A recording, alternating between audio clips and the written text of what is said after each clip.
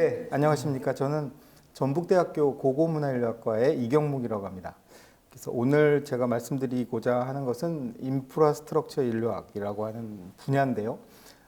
사실은 지금 현재 인프라스트럭처 인류학이라고 하는 형태의 이제 그 결과물을 발표하거나 뭐 프로젝트를 진행하고 있는 분은 한국의 문화인류학계 쪽에 아직은 없습니다. 근데 넓게 정의를 했을 때 이제 이런 주제에 관심을 가지고 뭐 또 과학기술학이라든지 아니면 과학사라든지 뭐 이쪽에 선생님들하고 공동 작업을 하시는 분들은 많이 계신 걸로 알고 있습니다.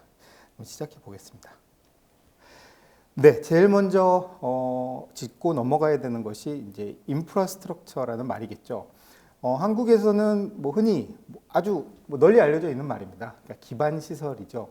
뭐 가장 많이 언급되는 것은 항만이나 도로나 뭐 철도나 이런 것들을 얘기하고, 제가 지금 말씀드리려고 하는 그 인프라스트럭처라고 하는 것도 뭐 그것과 같습니다. 이제 다만 지금 이 기반 시설이라는 말을 들었을 때 처음 떠올리게 되는 것이 있죠. 지금 그 대표적인 이미지인 항만이나 도로나 이런 것들은 정해진 기능이 있고요. 그다음에 그것을 이용한다. 인프라스트럭처를 늘린다. 항상 인프라스트럭처는 부족하죠. 확충을 해야 하는 것이고, 그러니까 어떤 지방, 뭐 제가 지금 전북대학교에 있습니다만 지방에서는 항상 부족한 인프라스트럭처를 확충한다는 말을 하지, 인프라스트럭처가 충분하다거나 많다거나 이런 말은 하지는 않죠. 근데 여기서 이제 제가 굳이 이제 뒤에서 설명을 드릴 때 기반 시설이라는 표현을 쓰지 않고 인프라스트럭처 혹은 인프라라고 쓰는 이유는 이미 만들어져서 고정돼 있다라고 하는 이미지를 벗어나기가 힘들어서. 그러니까 만약에 이제 앞으로 시간이 흘러서 뭐 이 논의가 뭐 저는 점점 더 확산이 될 거라고 생각합니다만, 이제 기반 시설이라는 말을 들어도 이것이 그렇게 고정된 게 아니다라고 하는 말을 한다면 굳이 이렇게 인프라스트럭처라는 말을 쓰지 않는 게 더 좋을 겁니다. 근데 지금 오늘은 제가 그냥 인프라스트럭처 혹은 인프라라고 말하도록 하겠습니다. 그래서 최근에 인프라스트럭처에 대한 큰 개념이 바뀌었죠. 그러니까 원래 사전적 의미 자체가 뭐 이동과 교류를 가능하도록 하는 모든 것입니다. 그리고 도로와 철도나 공항이나 항구, 파이프라인, 그다음 광섬유 뭐 이런 것들을 포함한데, 주목할 것은 데이터나 물류센터, 뭐 이제 주식 거래를 하는 커다란 시스템 안에서 그것을 연결하는 라인, 이런 것들도 이제는 이제 데이터를 다루지만 실체가 보이진 않지만 인프라스트럭처라고 받아들이는데 사람들이 별로 그렇게 의아해하지 않습니다. 그러니까 그 사이에 이렇게 늘어난 거죠. 결국 제가 세 번째 중간에 써 있는 비물질적인 기반 시설도 늘어났다는 거죠. 그러니까 소프트웨어나 데이터나 금융 플랫폼이나, 그러니까 지금 저희 휴대폰 안에 다 은행 어플이 깔려 있잖아요. 사실 인프라스트럭처죠. 근데 그것이 저희 전화기 안으로 들어온 거죠. 이전에는 상상하기 어려웠지만 뭐 이렇게 점점 늘어나고 있습니다. 그러니까 고전적인 우리가 모두 다 알고 있는 인프라스트럭처의 정의보다는 계속 늘어나고 있다라고 뭐 다들 이해하실 수 있을 것 같습니다. 그런데 이제 인류학은 사실 문화를 연구하는 학문이죠. 뭐 시작이 이제 부족 사회를 연구했다, 혹은 이제 소규모, 비교적 소규모의 뭐 농촌 사회를 연구했다, 뭐 이런 것들이 뭐 그렇게 이미지로 알려져 있고 뭐 그것이 사실입니다. 그런데 이걸 이제 인프라스트럭처를 연구한다라고 하면 인류학자들이 도대체 도로를 가서 연구할 게 뭐가 있느냐? 저희들 내부에서도 그랬습니다. 그러니까 여기 지금 레비스트로스라고 하는 아주 유명한 학자죠. 그러니까 인류학자, 전 세계 인류학자 중에 아마 가장 유명한 한 두세 사람, 뭐 아마 뭐 어떤 사람은 첫 번째라고 꼽을 수도 있는 분인데, 이게 이제 한국에는 1999년에 번역이 됐습니다만 이 야생의 사고라고 하는 책이 나온 것은 그보다 더 전입니다. 70년대이고. 근데 그때 아주 자신 있게 이렇게 얘기했죠. 본래 의미에서 하부 구조. 그러니까 이분은 인프라스트럭처란, 지금 제가 쓰고 있는 말을 이제 하부 구조라는 의미로 썼습니다. 그러니까 토대와 그러니까 토대라는 의미에서의 하부 구조라고 쓴 거죠. 그래서 아주 단언을 하고 있죠. 그러니까 하부 구조 연구는 통계학이나 공학이나 지리학이 하는데 인류학자가 약간 도움을 줄 수 있을 정도? 뭐 이거지. 그러니까 역사학이 해야 되는 일이지 인류학자들은 이런 거 하는 게 아니다. 그러니까 아예 그냥 경계를 다 그어버린 셈이죠. 그런데 이제 한 세대 이상이 지났습니다. 그래서 이제 지금 우리는 기반 시설이라는 것은 역동적인 관계 형식이고 인간과 사물, 사상과 물질의 배열인 사회 기술적 집합적 일종이다. 그러니까 좀 어려운 말을 썼지만 사실 이것이 요새 뭐 대부분 동의를 할 문화 개념의 정의하고 거의 비슷합니다. 그러니까 문화가 사람만 만드는 게 아니고 사물들, 뭐 제가 오늘은 언급하지 않겠습니다만 요새 이제 비인간, 그 고양이 집사, 강아지를 키우고, 그러니까 본인과 강아지나 본인과 고양이가 가족이라고 생각하면서 사시는 분도 많잖아요. 그러니까 이제 인간들만 가지고 사람들만 사회를 구성한다라고 하는 개념이 이제 거의 깨지고 있죠. 실질적으로 논쟁의 영역이 아니라 이미 그렇게 살고 있으니까요. 그 다음에 기술이라는 걸 빼놓고 살 수가 없고요.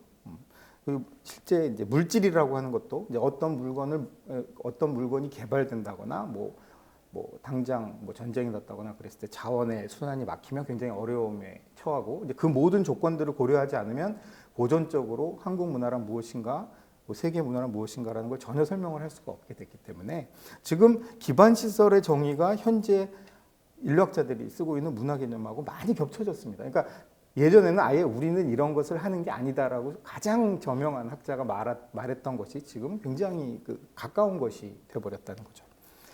그래서 하나 주목할 수 있는 것은 이 인프라스트럭처라고 하는 것이 일종의 교차로 역할을 한다는 겁니다. 그러니까 지리학, 과학기술학, 정치학, 역사학, 도시연구, 국가정책 이런 것들이 다 만납니다. 그러니까 어떤 하나의 인프라스트럭처를 연구하다 보면 이 지금 쭉 언급했던 이런 학자들이 연구해 왔던 것 혹은 지금 연구하고 있는 것들을 다 만나게 돼요. 그래서 그럼 이렇게 만나게 되는 이제 지금부터는 인프라라고 쓰겠습니다. 말을 하겠습니다. 만나게 되는 인프라는 물질성 혹은 물성의 형태를 가진 인프라가 사회 문화적 과정에서 무엇을 어떻게 옮기는가, 그리고 연결하면서 끊는가. 그러니까 여기 지금 커팅 에즈 커넥팅이라고 하는 이것도 이제 또 현재의 가장 유명한 대표적인 인류학자 중에 한 사람이신 영국의 메릴린 스트레선이라는 분이 쓴 말인데 이게 좀 이상한 말이죠. 서로 반대입니다. 그러니까 왜 연결했는데 끊는다고 그런가? 이게 이제 가장 대표적인 예가 만약에 이건 흔히 인류학자들이 국경지대를 연구할 때 뭐 많이 보고했던 부분인데요. 그러니까 강이 국경이고 그 사이에 조그만 작은 배들을 가지고 교역을 했을 경우 에는 여기저기서 이제 물살이 이렇게 빠르지 않은 곳에서 사실은 비공식적인 거죠. 비공식적으로 넘어가서 서로 물건을 교환하고 그럽니다. 근데 그러다가 거기에 큰 다리가 딱 놓여지면 거기 정식 검문대가 만들어지죠. 그러면 이전에 이 배들이 오고 갔던 것은 다 불법이 되는 거라서 단속을 시작하죠. 그러니까 큰 다리가 놓여져서 국경이 연결됐는데 근데 그 연결됨으로써 이전에 연결됐던 작은 것들은 다 끊어져야 되는, 그러니까 뭐 역설이죠. 그러니까 모든 것이 연결된다는 것은 A 지점과 B 지점이 연결됨으로써 다른 지점들은 중요성이 약해지거나 혹은 금지가 되거나 뭐 이런 일이 벌어진다는 겁니다. 그래서 이렇게 반대말을 써놨습니다. 근데 그런 역할을 하는 것이 다 인프라스트럭처죠. 인프라스트럭처가 그런 일을 합니다. 그러니까 KTX가 들어오면 이전에 천천히 가던 작은 역들 사이를 오고 가던 사람들이 오히려 교류가 더 적어지죠. 멀리 가버리죠. 뭐 그런 문제하고 비슷합니다. 그러니까 결국 중요한 거는 인프라스트럭처라는 걸 보면서 뭐 그것을 어떻게 건설할 것인가, 뭐 그 기술을 어떻게 개발할 것인가 이런 부분은 엔지니어들의 몫이겠지만 경험적으로 해명이 가능하죠. 눈에 보이죠. 그러니까 인프라스트럭처는 이걸 어떻게 지을 것인가, 예산을 얼마큼 주고 몇 년에 걸쳐 짓고 그다음에 어디와 어디를 연결할 것인가 이런 것들이 다 눈에 보이는데 근데 그게 역동적이다. 그리고 형식이다. 그러면서 우리가 살아가는데 큰 영향을 끼친다.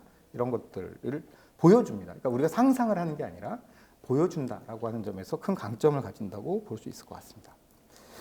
이론적인 부분에서는 사실 이전에 이 인프라스트럭처, 그러니까 인프라 연구가 오기 전에 뭐 이미 널리 알려져 있긴 합니다만 행위자 연결망 이론 혹은 행위자 네트워크 이론 (ANT라고 불리는 여기서 인간만이 행위자가 아니라 비인간도 행위자이다라고 하는 얘기가 이제 돌았습니다. 이 얘기는 현재도 계속 논쟁이 계속되고 있어요. 그러니까 뭔가 인간이 아닌 것들도 영향을 끼친다. 뭐 당장 지금 제가 카메라와 컴퓨터를 가지고 이 영상을 찍고 있는데 여기서 갑자기 컴퓨터가 고장이 나면 이 영상을 못 찍겠죠. 그랬을 때 이제 이 농담으로 이 비인간의 행위자인 컴퓨터가 오늘 우리를 도와주지 않는다, 뭐 이런 표현을 쓰기도 합니다. 그런데 이제 그걸 그렇게까지 심각하게 쓸 수 있느냐? 이 기계에다가 행위자란 말을 붙이는 것은 너무 과잉이다, 과잉 의미 부여다라고 하시는 분도 있고요. 뭐 스스로 계획하고 AI는 스스로 계획하기도 하고 평가도 하는데 그럼 이제 더 이상 인간 행위자와 비인간 행위자의 구분이 모호해진 거 아니냐라고 또 반대하시는 분도 있습니다. 이건 여전히 논쟁점이지만 분명히 그런 식으로 그 이론의 형태로 그 제기가 됐던 것들, 그다음에 신유물론도 마찬가지인데요. 물질적 접근하고 정치의 결합이라고 하는데, 그러니까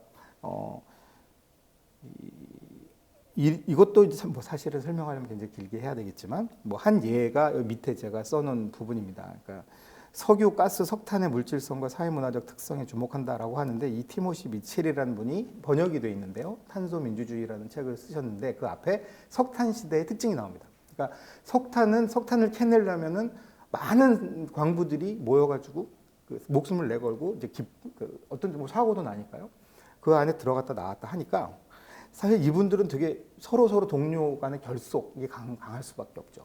그러니까 노동조합이 만들어지고 그 노동조합에서 요구를 한다거나 이랬을 때, 그러니까 이 일하는 사람들이 동료의식을 가질 뿐더러 대규모가 모여 있는 상황에서는 그러니까 노동조합을 만들고 그다음에 당하고 연결이 만들어진다든지 이런 일들이 만들어지는데, 예를 들면 그러니까 가스나 석유는 많은 노동자들이 모이는 것이 아니죠. 기계를 이렇게 시추봉을 꽂아서 하는 일이니까 석유가 대표적인 자원이 되는 곳에서는 석탄을 주로 썼던 데와 비교했을 때 실제 그 자원을 채취하는 분들 사이, 이 자원을 채취하는 분들이 힘을 쓸 수밖에 없죠. 근데 거기에 기반한 정치적인 운동, 바램 뭐 이런 것들이 커질 수가 없습니다.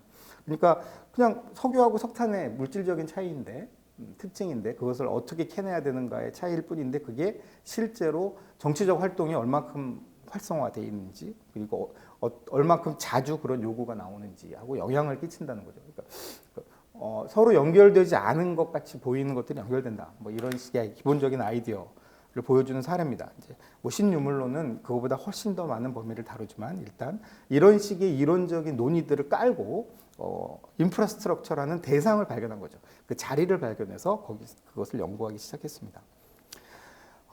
그다음에 이제 다음 파트인데요. 인프라로서의 환경이라고 하는 파트가 있고 바로 뒤에는 환경으로서의 인프라입니다. 그러니까 사실 이게 그러니까 서로 대칭을 이루는 거죠. 앞에 있던 게 뒤로 가고. 첫 번째 파트는 인프라로서의 환경인데, 이 처음에는 인프라스트럭처 연구하시는 분들이, 그러니까 저도 이제 학위 논문을 상하수도로 썼습니다. 그러니까 대상을 이렇게 잡은 거예요. 그러니까 어떤 분은 운하를 했고, 어떤 분은 광섬유 케이블, 뭐 전기망 이런 것들을 연구했습니다. 근데 연구를 하다가 나는 인프라스트럭처 연구자다라고 생각하면서 시작했던 것은 아니었어요. 근데 이것은 뭐 단순히 우연이라기보다는 그런 식의 대규모 그 프로젝트들이 많이 있었기 때문에 이제 그것을 실제 조사하러 가신 거겠죠, 학자들이. 그런데 논의를 진행하다 보니까 이전에는 인프라라고 생각하지 않은 것까지도 이거 넘어서 적용할 수 있겠다. 이게 단순히 그냥 딱 고정돼 있는, 누가 봐도 확실히 인프라라고 말하는 것을 한정할 필요가 없겠다라고 하는 합의가 이루어졌고요. 그러니까 예를 들면 이런 겁니다. 고속도로를 이제 운전을 해서 달리고 있다라고 하면 이 운전자에게는 고속도로가 운전을 가능하게 해주는 인프라겠죠. 그런데 도로를 유지하고 보수하게 되는 이 작업자, 노동자들에게는 도로는 인프라가 아닙니다. 수리를 해야 될 대상이죠. 그러니까 하나의 인프라라고 해서 이것이 모든 사람들에게 인프라인 것이 아니라 인프라스트럭처로 작동하는 라인이 있는 거죠. 관계가 있고 그렇지 않은 라인이 생깁니다. 그래서 기반 시설이라고 하는 것의 속성을 다시 규정하기 시작했는데, 이건 굉장히 일반적이긴 합니다, 사실. 일부러 이렇게 한 거예요. 되게 모호하지만 다른 일이 발생하게 하는 걸 가능하게 하는 것, 이렇게 한 거죠. 그러니까 인프라는 뭐냐?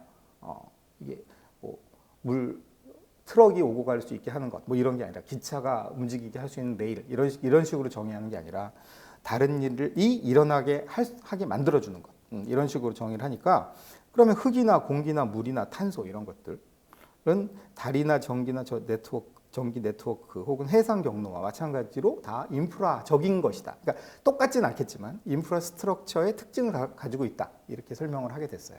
그러니까 환경이라는 게 인프라가 된 거죠. 그러니까 이 자연이 여기 혹은 뭐 공기가 있다 그러면 깨끗한 공기가 있다면 혹은 물이 있다라고 하면 이 물이 어떤 것을 가능하게 해주는가를 추적을 하면 물이 인프라가 되는 거겠죠. 이제 우리에게 너무나 가까운 예가 됐고 사실은 너무나 놀랍게 이제 망각하고 있는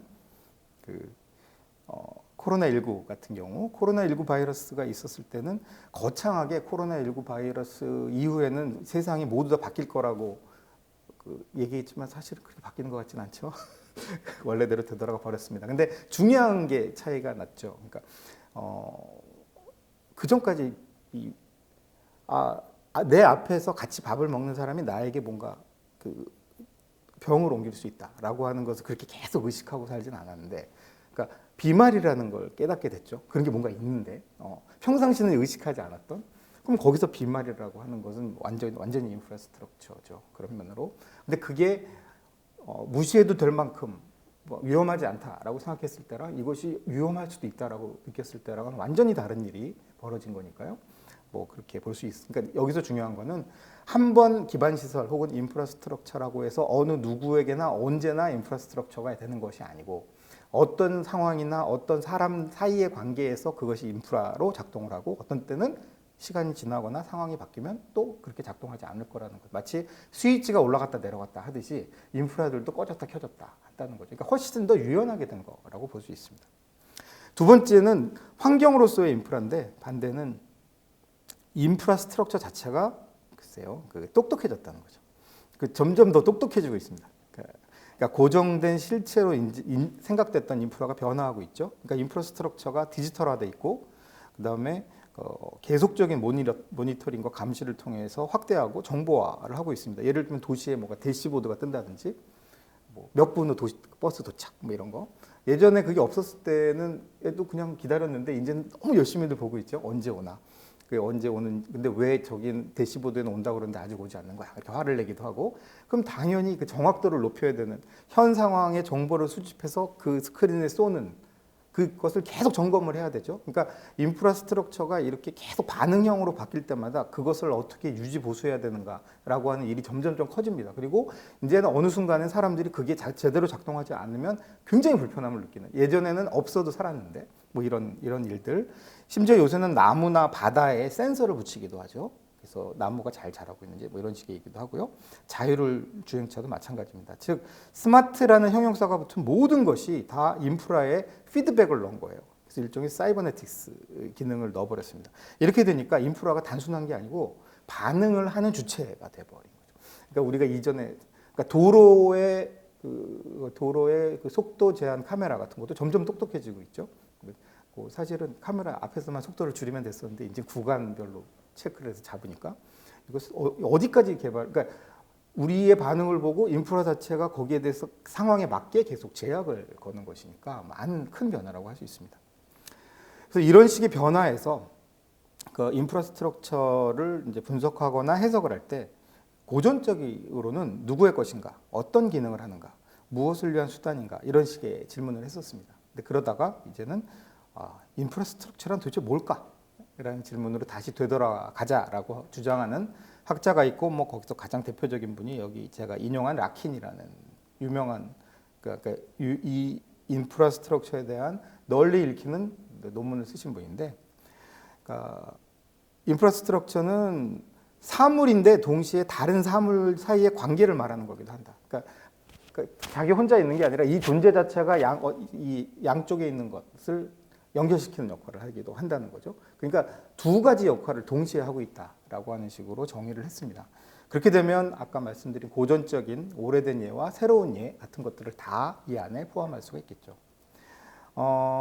이게 이제 그 앞에서 많은 학자들, 정치학자이나 역사학자, 그다음에 인류학자까지 다 그 교차로에 모이게 했다는 그런 비결이 되는 그러니까 근거가 이 인프라 연구가 사실 국가 연구라고 하는 것과 굉장히 밀접하게 관련이 있기 때문입니다. 그래서 전통적으로 인프라는 사실 개발 인력자들이 연구를 많이 했습니다. 그러니까 개발 프로젝트가 벌어지면 들어가서 조사하는 이런 것이었는데, 이게 뭐냐면 국가가 무엇인가, 사실은 국가가 무엇인지 어디 가서 연구를 하겠습니까? 국가가 뭔지 어디 가면 알 수가 있나? 국회에 가면 알 수 있을까요? 뭐 정부 종합청사에 가면 알 수 있을까요? 그러니까 사실은 어느 한 군데서 한눈에 딱 보이는 게 아니죠. 국가라는 건. 여기저기나 있기도 하고요. 어떤 때는 시위 현장에 있기도 하고 어떤 때는 정부에 있기도 합니다. 그런데 국가가 자신을 보여줄 때, 그러니까 국가가 아니고 다른 사람들은 할 수 없는 큰 대규모 프로젝트를 할 때, 이럴 때 이제 국가가 실행된다, 작동하고 있다라고 하는 가정을 할 수가 있고, 그래서 대규모 공공사업 프로젝트라는 것에서 인프라는 여러 가지 일을 합니다. 그러니까 표준을 정하고 뭐 계약을 할 때도 건축업자와 계약을 할 때 이런 부분을 지켜라. 뭐 거기에 대한 소송에 대한 법이나 지침 같은 걸 내려주기도 하고요. 그 다음에 의사결정 과정, 그러니까 그 민주적으로 해야 된다 이런 얘기를 하기도 하고요. 그 다음에 당연히 도로나 전기 네트워크, 철도 같은 거는 국가가 없다면 아예 처음부터 만들 엄두조차 내지 못하는 거니까 여러 가지 면에서 국가하고 연결되는 그런 사업이었습니다. 사실은 그러니까 국가를 어디서 조사할 수 있는가라고 하는 문제에서 이 인프라스트럭처 연구라는 게 큰 도움을 줬죠. 왜냐하면 그 국가는 어떤 성격인가, 국가는 어떠한 것이 되어야 하는가. 그러니까 요새 그런 얘기가 많이 나옵니다만 국가란 무엇이고 정부는 무엇을 해야 된다. 이건 당위론인데 이 당위론이 아니라 실제로 국가가 어떻게 하고 있는가를 보여줄 때, 그러니까 그걸 국가 효과죠. 국가가 뭔가 일을 함으로써 효과가 어떻게 나는지를 볼 때 그 실제 구체적으로 확인할 수 있는 방법, 그러니까 그 논쟁을 한다거나 이런 것이 아니라 현장에 가서 확인한다라고 했을 때 이제 인프라 연구를 계속 해왔고 지금도 하고 있습니다. 근데 두 번째 파트는 이게 이 인프라스트럭처라고 하는 게 시간과 공간에도 그 영향을 준다는 겁니다. 예를 들면 제가 여기 과거, 현재, 미래의 의미 결정에 작용하고 있다. 사실 이렇게 모호하게 쓸 수밖에 없었습니다만, 그러니까 시간과 공간에 대한 경험이나 다양한 시간 개념을 표현해 주는 역할을 합니다. 뭐 철도의 예는 너무나 유명하죠. 그러니까 철도가 처음에 만들어졌을 때 공간과 시간의 관계를 재구축했죠. 그러니까 여행 시간이 짧아졌다는 거는 사실 공간 자체가 달라지는 거죠. 내가 하루 안에 갈 수 있는 공간이 늘어났다는 거는 사실 예전엔 엄두도 되지 못했던 활동 영역이 늘어나는 거고, 그러면 아침에 뭐 그런 얘기 많이 했죠. 일일 생활권 이런 거. 아침에 뭐 서울에서 뭘 하고 뭐 저녁에 점심 때 부산에서 일을 보고 다시 서울로 돌아올 수 있다. 근데 실제로 매일매일 그렇게 살아가는 사람이 있으면 굉장히 힘들 테지만, 그러니까 가능성, 그러니까 한 사람이 할 수 있는 영역, 그러니까 공간의 의미가 달라졌다고 할 수 있고요. 또 하나는 이 철도가 중요한 거는 철도 시간표라는 거는 그러니까 전국에 있는 모든 역에서 정해진 시간표를 따르지 않으면 기차가 서로 부딪히는 큰 사고가 나겠죠. 이건 반드시 지켜줘야 되는 거죠. 근데 예전에는 그럴 필요가 없었죠. 왜 그렇게 모두가 다 같은 시간표를 각 역별로 상황에 맞춰서 사람이 아직 안 오면 기다렸다 가기도 하고 막 그랬는데, 뭐 역마차 같은 것은, 근데 기차는 절대로 그렇게 하면 안 됩니다. 그러니까 하나의 시간을 지키지 않으면 절대 안 된다라고 하는, 이건 당연한 거죠. 이건 뭐 누가 억지로 누군가의 이득을 위해서 해야 되는 것이 아니라 이 망이 깔리면서 모두가 해야 하는 당연한 것이 되었습니다. 뭐 그다음에 이제 사람들을 고향 땅에서 분리해냈다라고 하는 건 뭐 심각하게 썼지만, 어린 시절에서 공부를 잘하는 학생들 이 근처에 있는 도시로 떠나고 뭐 이런 것들. 근데 도시로 떠나기 위해서 철도가 놓여져 있어야 떠나는 것이, 오고 가는데 막 뭐 2주일 3주일 걸리고 그러면 유학이다라는 걸 염두에 생각할 수가 없겠죠. 뭐 이런 식의, 그러니까 우리가 할 수 있는 것, 해야 하는 것, 뭐 이런 것들의 감각을 바꿨다라고 하는 면에서 시공간에 영향을 끼쳤다라는 표현을 씁니다. 그러니까 이 철도예는 아주 고전적인 예고요. 근데 현재의 예시가 있습니다. 그러니까 이것은 현재 작동 중이기 때문에 아직 연구가 뭐 시작돼서 종결이 되진 않았는데, 뭐 다들 알고 계신 두 가지 정도가 가장 강력하겠죠. 그러니까 지방 소멸지도 같은 거. 지방 소멸은 사실은 굉장히 강한 표현입니다. 지방이 소멸될 거다. 근데 그 말을 하는 순간 뭐든지 해야 되죠. 그러니까 아무것도 하지 않으면 큰일이 납니다. 근데 사실은 그 일을 한다고 해서 갑자기 인구가 늘어날 일은 없죠. 그러니까 성과는 있어야 되는데 인구는 안 늘어나니까 계속 지방 소멸을 측정하는 방법, 계속 정의를 새로 하고, 그다음에 계속 수치를 바꾸고, 근데 그 작업대, 그러니까 상상을 하면, 이 작업대를 상상을 하면 그것이 하나의 인프라처럼 만들어진 거죠. 근데 모든 지금 현재 사실 서울도 마찬가지입니다만 지방에서는 지방 소멸이라는 말을 듣지 않고 행사를 할 수가 없습니다. 그러니까 다들 앞에 그 말을 하게 됐죠. 굉장히 중요한 화두가 됐어요. 근데 해결하기도 굉장히 어려운데도 불구하고 한 번 무대가 펼쳐졌기 때문에 회피할 수가 없는 게 된 거죠. 그다음 뭐 더 큰 스케일에서는 인류세가 그렇습니다. 인류세와 기후 위기는 이건 뭐 지금까지 우리가 한 번도 생각하지 못했던 거죠. 그러니까 곧 파국이란 소리니까요. 그러니까 뭐 부의 불평등 이런 거는 시간을 들여서 고치면 된다라고 생각할 수 있는데 이 아주 확실하게 현재 사는 방식을 바꾸지 않으면 확실하게 다들 죽을 것이다라는 뜻이잖아요. 그러니까 이건 사실 지금까지 생각했던 것하고는 그러니까 그대로 따라해서는 감당하기가 어려운데, 그러니까 이것을 감당하기 위해서 뭐 탄소 제로 같은 것들이 나왔죠. 그럼 이건 굉장히 견고한 인프라스트럭처가 됩니다. 이 규칙을 따르지 않는다면 모두 다 죽음에 이를 것이다라고 하는 거니까 지금까지 우리가 한 번도 생각하지 못. 그러니까 이건 점점 정교화될 거예요. 그러니까 지금 제가 앞에서 말씀드린 새로운 형태의, 그러니까 고전적인 형태의 인프라스트럭처가 아니라 이것은 새로운 형태의 인프라스트럭처고 점점 그러니까 지키지 않는다, 모두가 지키지 않는다의 문제는 두 번째 문제이고 계속 이 인프라스트럭처는 정교화될 수밖에 없을 거라고 생각을 합니다. 이제 마지막인데요. 제가 그 앞에 제 첫 페이지에서 인프라스트럭처의 인류학이라고 쓰면서 밑에 구조화되면서 구조화하는이라는 이상한 말을 써놨습니다. 이것은 원래 이제 뭐 다른 학자도 썼겠지만 프랑스의 그 사회학자이면서 인류학자인 피에르 부르디에가 그 제가 대학원 때 그 읽었는데 거기 스트럭처링 스트럭처 뭐 이런 말을 써놔가지고 장난을 하는 것도 아니고 굉장히 곤혹스러웠던 생각이 들어요. 그러니까 그러니까 이제 그 사람이 하는 말은 뭐가 계속 만들어지면 가만히 있는 게 아니라 계속 그게 또 그 다음 걸 만들어내는 연결이니까 수동태하고 능동태를 합쳐놓은 거였는데 우리가 인프라스트럭처의 인류학이다라는 걸 주목을 할 때 그 사람들이 계속 보고 있는, 그러니까 사물이면서 동시에 관계이기도 하다라는 건 계속 만들어진다는 거거든요. 그러니까 인프라스트럭처가 그러니까 사물이면서 동시에 사물들 사이의 관계라는 것은 원인과 결과가 딱 정해져 있는 게 아니라 그 원인과 결과라고 하는 것에서 결과라고 생각하는 게 그 다음에는 원인이 될 수도 있고 그렇게 계속 물려서 사슬처럼 나간다는 말이죠. 그러니까 경부고속도로가 서울과 부산을 연결했다고 하지만 그러면 그것이 목적이 서울과 부산을 연결했다라는 것으로 끝났다면 그럼 인프라스트럭처 연구가 그렇게 재밌진 않을 거예요. 근데 그걸 연결한 다음에 그로 인해서 생기는 그러니까 그걸 만든 디자이너라고 건설을 했던 사람들은 염두에 두지 않았던 일들이 일어나니까 그 결과가 또 다시 원인이 돼서 그럼 그것이 이 경부고속도로가 또 다른 일에 그 이후에 일어난 다른 일의 원인이 된 거죠. 그러니까 인프라가 됐다는 얘기겠죠. 그런 면에서 이제 만들어지고 있는 인프라가 있고 이미 이게 시간이 지나면 만들어졌을 것이고, 근데 만들어지자마자 혹은 사실은 만들어지는 도중에 이미 또 그 부가적인 예상하지 못했던 일을 하고 있을 수도 있고요. 그러니까 뭐 어떤 지역에 굉장히 큰 쇼핑몰이 들어올 것이다. 그러면 그 쇼핑몰이 아직 만들어지지 않았을 때조차도 사람들이 거기에 따라서 움직이기 시작해요. 그러니까 이거는 끝나고 나서 시작된다고 보기도 어려워요. 거의 동시동작으로. 뭐 제일 그것이 한국 사회 문제이기도 합니다만, 그 큰 뭐 지하철 노선이 들어올 거다 그러면 갑자기 뭐 아파트 값이 올라간다 뭐 이런 것 같은 경우겠죠. 그러니까 사실은 그 바람직하지 않은데 거의 동시에 움직이고 있는 거죠. 그래서 그런 현상을 추적하는, 그러니까 이게 순서로 탁탁탁 그러니까 우리가 역사 시대에 대한 과거나 다른 타문화를 연구할 때 설정을 했던 원인과 결과의 분리를 생각할 수 없는 그 현상을 다룰 때 이 인프라스트럭처의 인류학이라고 하는 그런 아이디어가 저는 도움이 될 거라고 생각합니다. 그래서 맨 마지막에 예시를 하나 들었습니다. 그래서 인류세와 쓰레기가 있고 위기와 리스크 관리가 있는데요.